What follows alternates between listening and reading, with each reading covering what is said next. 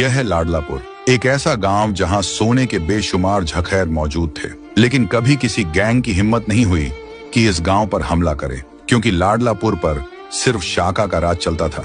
शाका गांव के हर शख्स की इज्जत करता था, मजलूमों का सहारा था, और जब तक शाका मौजूद रहा लाडलापुर महफूज रहा। लेकिन एक खूनी लड़ाई के बाद अचानक शाका गायब हो गया।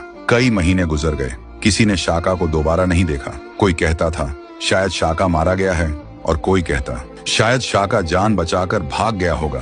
हकीकत किसी को नहीं पता थी। शाका के न होने का फायदा उठाते हुए चिड़ीलाल अपनी गैंग के साथ लाडलापुर पर हमला कर देता है। गांव जलने लगता है, घर तबाह कर दिए जाते हैं, गांव वालों को बेदर्दी से मारा जाता है। चिड़ीलाल का जुल्म इतना बढ़ जाता है कि लोग अपना गांव छोड़कर भागने लगते हैं, लेकिन जो भी भागते हुए पकड़ा जाता उसे जिंदा नहीं छोड़ा जाता। लाडलापुर पर कब्जा करने के बाद चिड़ीलाल सोने की स्मगलिंग शुरू कर देता है, और फिर उसकी नजर पड़ती है गांव की सबसे खूबसूरत लड़की शबनम पर, जिससे शाका बेपनाह प्यार करता था। चिड़ीलाल शबनम को धमकी देता है, अगर तू मुझसे शादी नहीं करेगी तो मैं तुझे जान से मार दूंगा। जब यह बात शबनम के भाई चंदू को पता चलती है तो वह किसी तरह अपनी जान बचाकर गांव से भाग जाता है। चंदू का सिर्फ एक मकसद होता है, शाका को ढूंढना और वापस लाडलापुर लाना। वह गांव गांव शहर शहर भटकता है, लेकिन शाका का कोई निशान नहीं मिलता। कई दिन भूखा प्यासा रहने के बाद चंदू जंगल में बेहोश होकर गिर जाता है,